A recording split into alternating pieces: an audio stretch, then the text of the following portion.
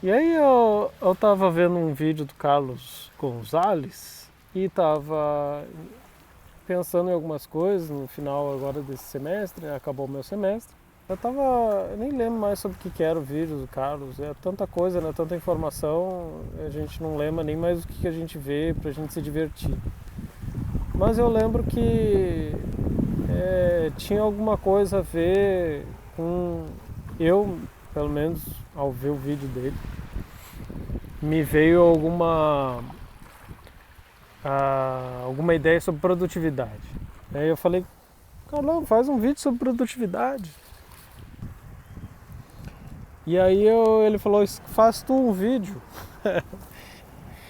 Ai meu Deus, falar sobre isso é sofrer, porque a gente já sofre com isso na vida acadêmica.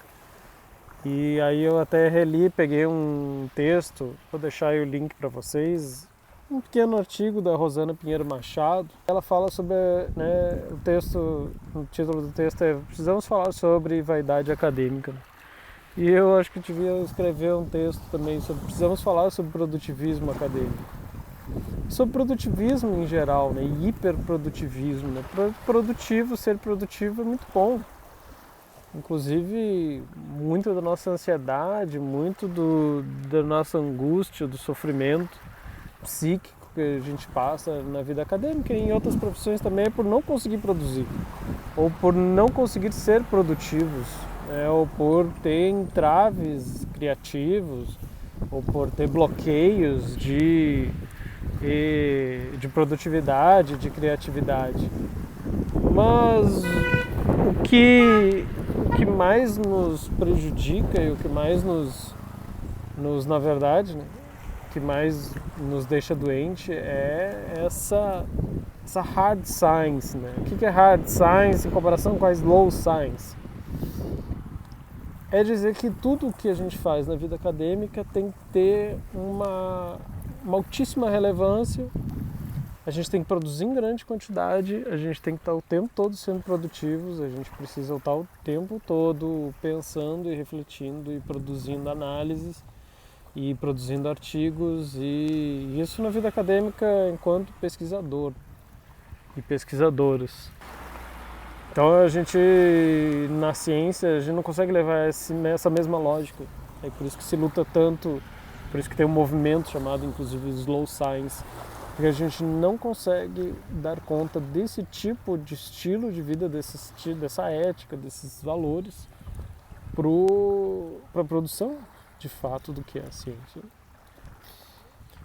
Para fazer ciência você precisa de tempo, você precisa errar, você precisa se perder no meio de milhares de dados, você precisa conseguir mergulhar numa série de confusões, de conexões e de interrelações entre as mais diversas fontes de dados, de referências. Não, a gente erra e boa parte desses erros são os que constroem a ciência. Quando a gente erra, quando a gente produz um trabalho que não se chegou a nada de muito relevante, a gente mostra para tantas outras pessoas que aquele caminho que foi produzido ou aquele caminho de pesquisa não leva a muita coisa, ou aqueles dados não levaram a muita coisa, ou aquelas metodologias não levaram a muita coisa. E então a ciência não pode ser ultraprodutivista. A gente não pode. A ciência precisa de tempo, né? A ciência precisa de ócio. Então.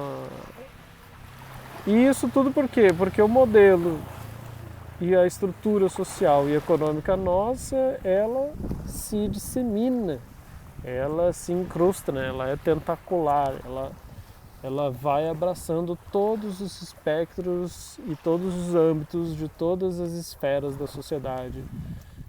Que é o modelo capitalista, é o modelo de alta produtividade, quanto você tem que competir no sistema capitalista, ele é por natureza competitivo, né, e excludente por conta disso, e a ciência foi tomada como uma empresa, né? Foi tomada como um espaço industrial de produção de conhecimento, e o modelo fabril industrial foi aplicado na ciência, e não era assim antes.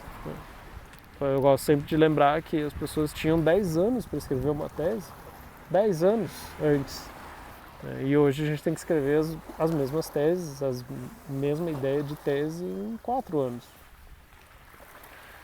Então, só um exemplo de produtivismo, né? E aí as pessoas ficam nessa angústia, né? nessa ansiedade em relação a ter que ser produtivo, ou não se mostrar como vagabundo, ou mostrar que está o tempo todo produzindo e o quanto elas são, e elas se exaltarem por isso, né? Acharem que são maravilhosas e geniais por estarem produzindo.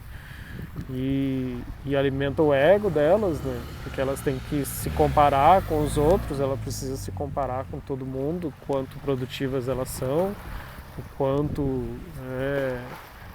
relevantes a vida delas é diante das outras, né? Porque, né, como vários filósofos e cientistas sociais falaram, né, a sociedade capitalista é uma sociedade do sujeito, do indivíduo, na verdade, né? Nem do sujeito, do indivíduo, que não existe, né? Diante do outro. Né? Ele é um sujeito invisível e a luta da vida dele é para se tornar um sujeito visível aos outros, né?